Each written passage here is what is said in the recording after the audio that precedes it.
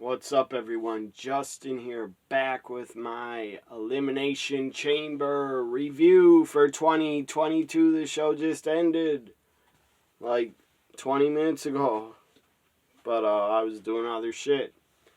So here we go. Start with the kickoff for an hour. And they actually had a kickoff matchup before the end of the kickoff. I will say one good thing about Saudi Arabia and put the fans over. The fans were fucking hype.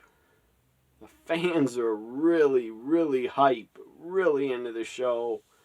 It was fun to watch, fun to hear, fun to see the fans so excited to be into a WWE show, because in the States, the fucking fans are jaded. So jaded. So not excited about the product. WWE, a lot of fans are just done. At Raw and Smackdowns, they're quiet. They stay sitting. They barely jump out of their seat. And to get hype, they're jaded. And they're fickle. And they're spoiled. My opinion. Also, WWE is to blame for some of it. That the fans are not excited enough in the United States for the product. I still like the product. And I love a lot of the talents. That's why I will always watch and support the talents. I don't care that they went to Saudi Arabia. That's their prerogative. That's them as a company going. They made a deal. You could say they made a deal with the devil. Well, they're going to keep going back for like 8 to 7 more years. Because they got a 10-year contract with Saudi. The fans are awesome. The government, not awesome. But it's not my company. It's not my decision to go to Saudi. I'm just a fan. Now, I could take a stand like a few that I know. I could take a stand and say, I'm not going to watch the Saudi shows because I don't like that they got the blood money. Well, guess what? I'm not going to punish myself because they go to Saudi Arabia. I'm not going to do that. I'm not going to punish myself. Why should I be punished and not be able to watch when I pay for Peacock? Why should I not be able to watch? I have nothing to do with the government. I didn't kill some journalist with a bone saw. Again, that was a horrible, horrible act. What the Saudi government did and tried to hide it. We all know what they did. But as a fan, I'm not going to punish myself from watching a lot of my favorite talents in Saudi Arabia. I'm going to support the talents and watch them. So that's all I got to say about that. Let's get to the kickoff matchup. Again, the fans being hype and loud made the show a lot better and more fun to watch.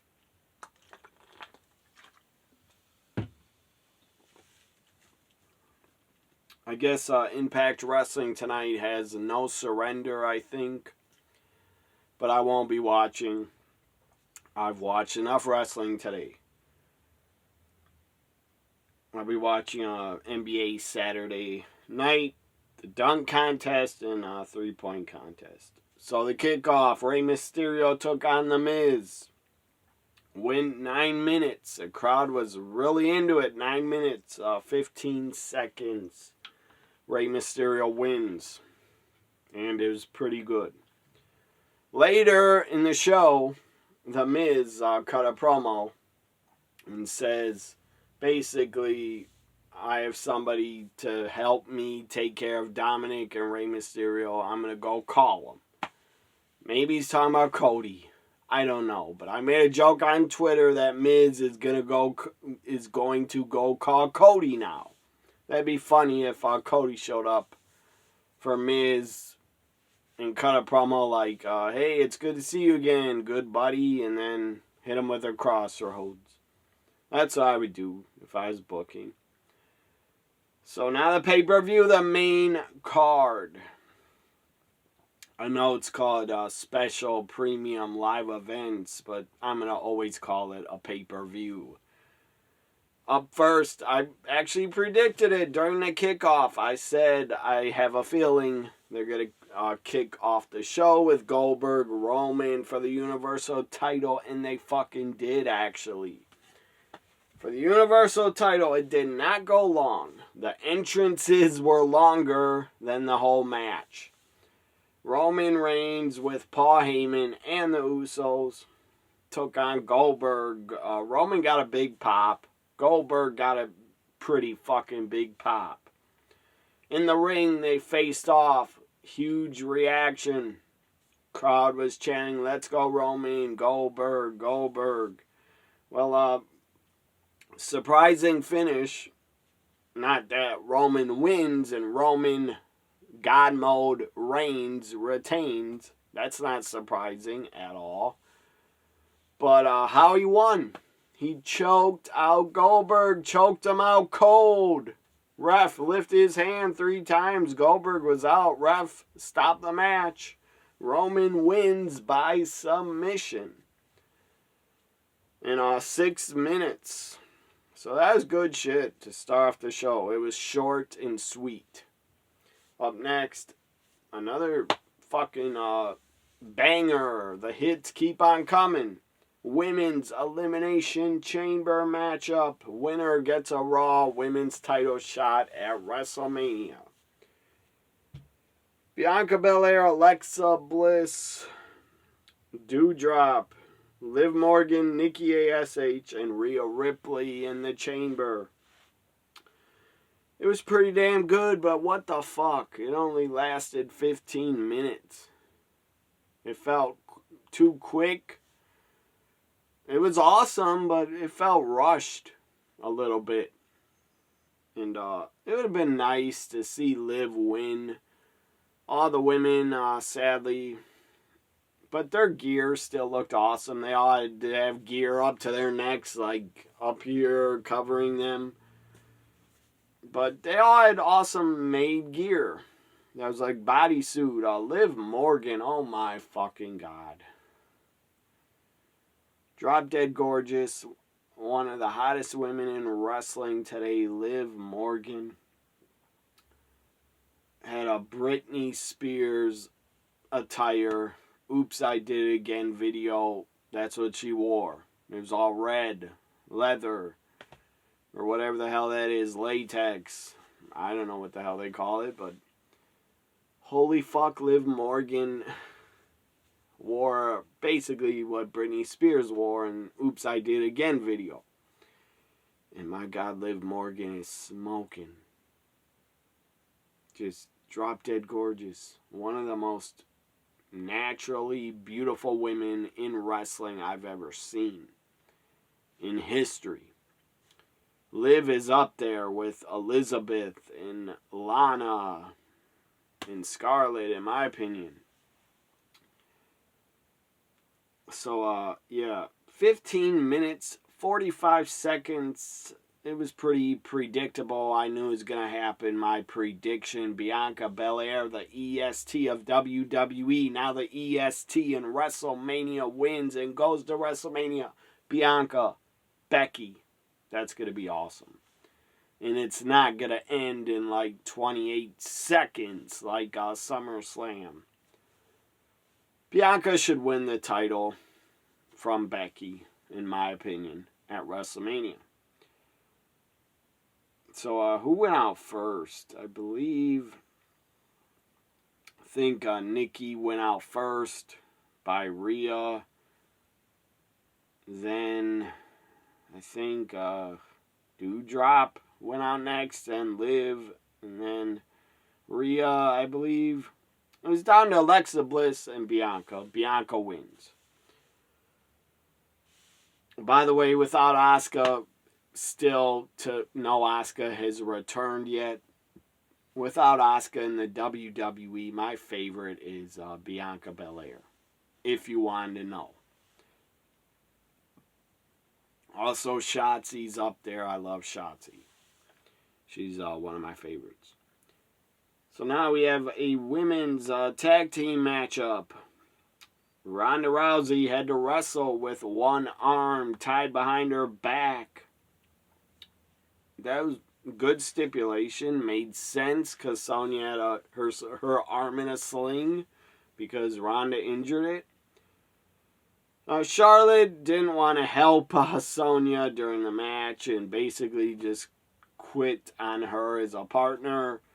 Sonya taps out to Ronda by submission. Naomi, Ronda Rousey win. I'm surprised the Saudi Arabia government allowed Sonya to work because they're not a fan of gay people. And seriously, just stop.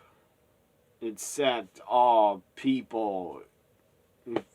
Who's ever watching this, if you're hateful, if you're homophobic, stop. Love all people, love all races. Love is fucking love, you morons. Get over it. The same sex kissing each other, making love is not affecting your life. So don't hate on them. Stop that. That's wrong. Anyways, up next, I didn't care about this match at first. Drew McIntyre took on Dork Cap Moss. It went 9 minutes. It was a false count anywhere.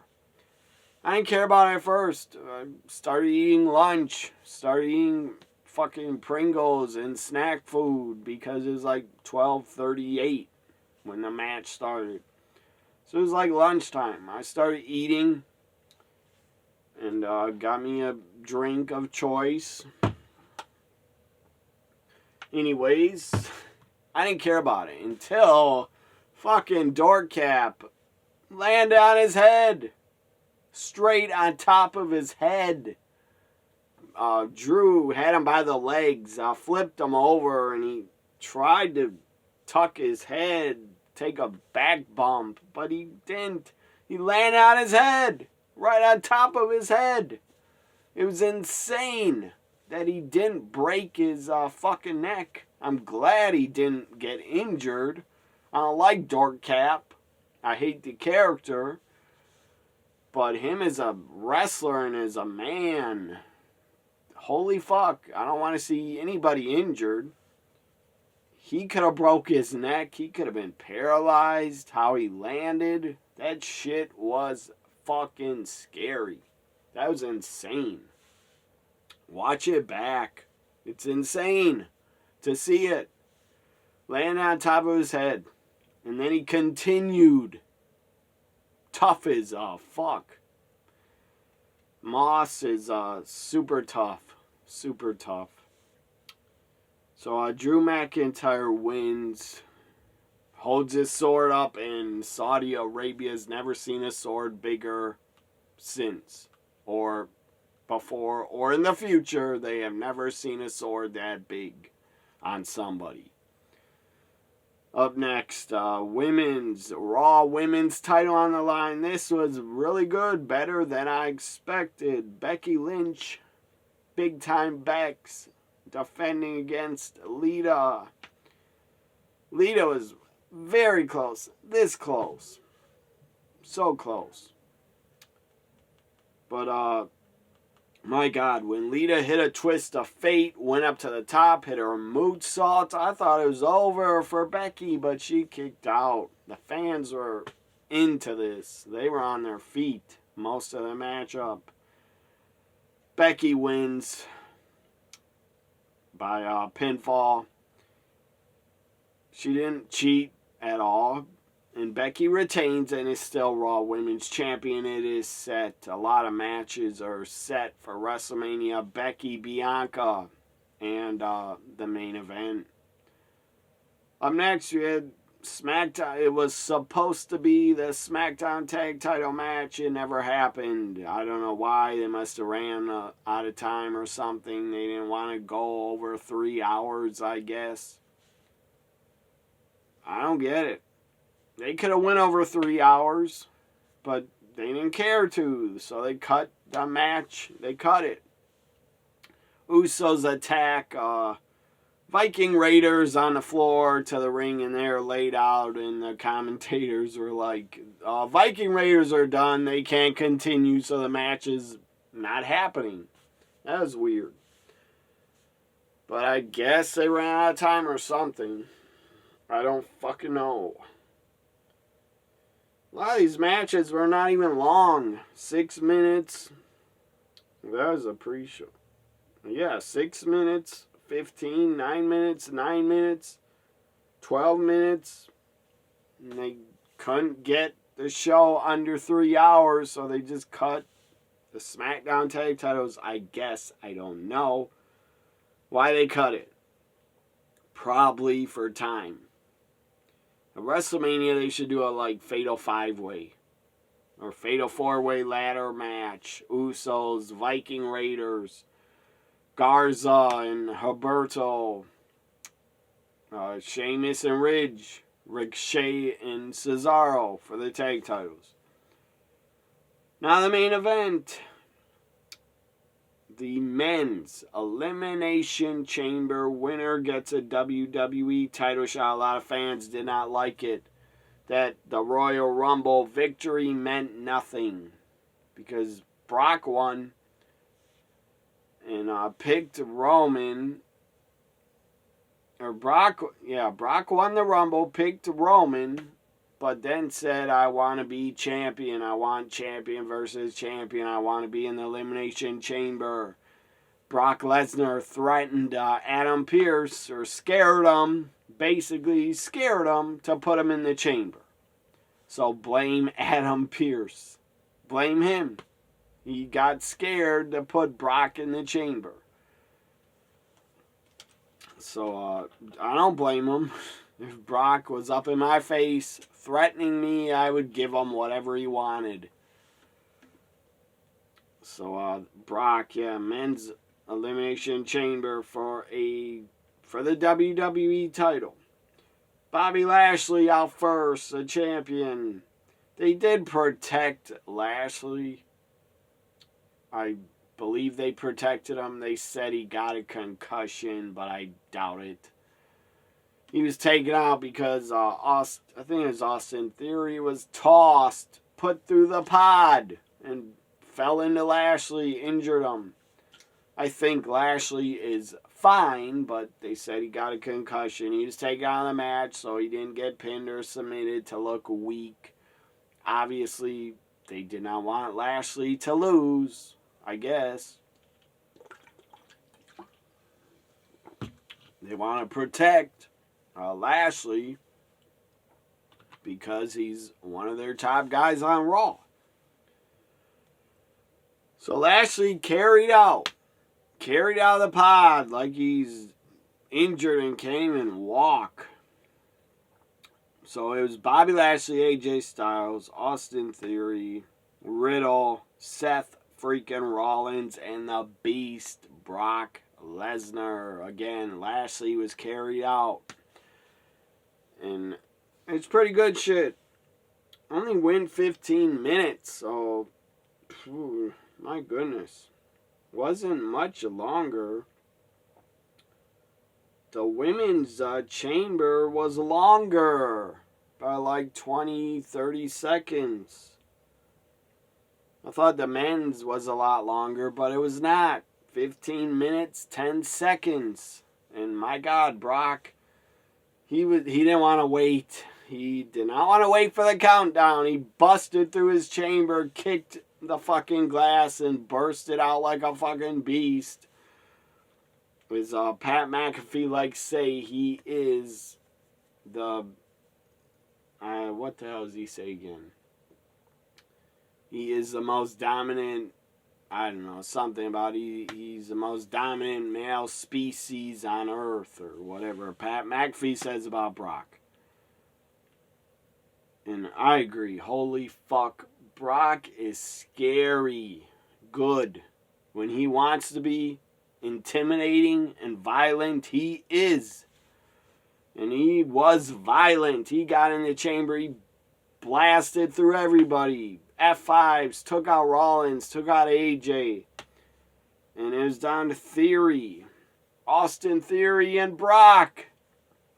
Austin Theory actually got a low blow on Brock. That was surprising. And a drop kick on him. And I think a DDT. That's surprising. I don't know who called that. Maybe Brock wanted to make Theory look a little bit good. So he gave him some offense. But then Theory just starts climbing up the chain, up the chamber, climbing up it to the very top. Brock runs up it, climbs up it too, like a goddamn fucking jungle jaguar cat. Climbs up it. And then they're on top of the pod. Brock has Theory bashing his head into the pod. And then, what the fuck? He picked up Theory for the F5 on top of the pod. I was like, what the fuck? When I saw this, I was like, what? How are you going to throw him in the ring off the pod? And then Brock just F5'd him, tossed him to the side, to the damn floor of the chamber. Holy, I know there's mats on the floor up against the ring, but still, he tossed him like well over 10 feet in the fucking air, maybe 12, 15 feet up. F5'd him off the pod to the fucking floor of the chamber. Holy fucking shit. That was awesome. What a spot. That was insane to see that. That was insane. I know Theory basically like laying on his feet, but still, that had to hurt. I hope he's not injured. Then Brock just, after that F5 off the pod, throws him in the ring and covers on 1, 2, 3. Brock Lesnar is your new WWE champion. The Beast is the WWE champ and a world champ again for 10 times. And then Brock just is having a blast with the Saudi fans, goes in the part of the up against the barricade and is just backing up to them, and they love it. They're taking selfies with the new champion Brock, and he's living his best fucking life. He's smiling, he's happy as hell. I'd be happy too if I was like paid $5 million a year or more. He probably makes $1 million a match or more, and he deserves it. Brock Lesnar is a GOAT. The guy's one of the greatest of all time. What a career he's had. But Brock is your new WWE champion, and I like it. I love it. Champion versus champion. End the fucking 2 world titles. End it. Get rid of one of the titles. You're going to have to get rid of the Universal title. Because the WWE title isn't going to go away. So champion versus champion, it is not announced as for both titles yet. But it should be. Hopefully it will be. They're just saying champion versus champion. Brock versus Roman. Well, you better say title for title. Because I'm sick of 2 world champions. I'm sick of it. I want to see 1 world champion in WWE. We have had 2 world champions like way too much. Way too long. About 20 years. 2002, they brought back the World Heavyweight title on Raw for the brand split. So Raw could have a world champion. But seriously, it's been like 20 years with 2 world champions. It's enough already. I'm sick of it. It's old. It's outplayed. It's not cool anymore. Please have 1 world champion WWE after WrestleMania. I want to see 1 world champion. on Raw and Smackdown every week. Like, comment, share, subscribe.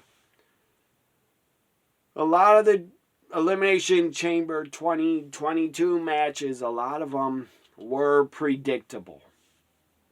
But so what? This show was basically a speed bump to WrestleMania. All they care about is setting up WrestleMania. And it was not a bad show. I enjoyed it. I loved the F5 off the pod. That was so good. I loved Becky Lita. I loved the women's chamber. I loved Bianca winning. It was cool that Austin Theory was the last guy against Brock. If they really want to push him as a new star. That was good. What else was good? I'm trying to look here. Oh, man. Madcap Moss landing on his head. That was not good, but that was insane to watch and see. The crowd was good. I enjoyed the crowd. So this Elimination Chamber 2022, the crowd's hype. Crowd's into it. Sometimes, a lot of the time they chant, "This is awesome" for every match. But I don't blame them. They don't get to see wrestling or a big wrestling company ever come to them. So they're excited. I'm not going to bash them and make fun of them for chanting "This is awesome" for a lot of the matches. But Elimination Chamber 2022, I enjoyed it. I'm glad I watched it live. I was very, very tired when it started because I couldn't sleep. So I got very early before it started, but who cares? I'm awake now. The show woke me up. The only match I didn't care about was Dork Cap and Drew, but that woke me up after he landed on his head. That got my attention to get into it. Sadly, it should not take a guy landing on his head to get me into a match. That's how much I don't like his character. But the grade for Elimination Chamber 2022, my grade for it, I give it a B+. Like, comment, share, subscribe. Bye for now.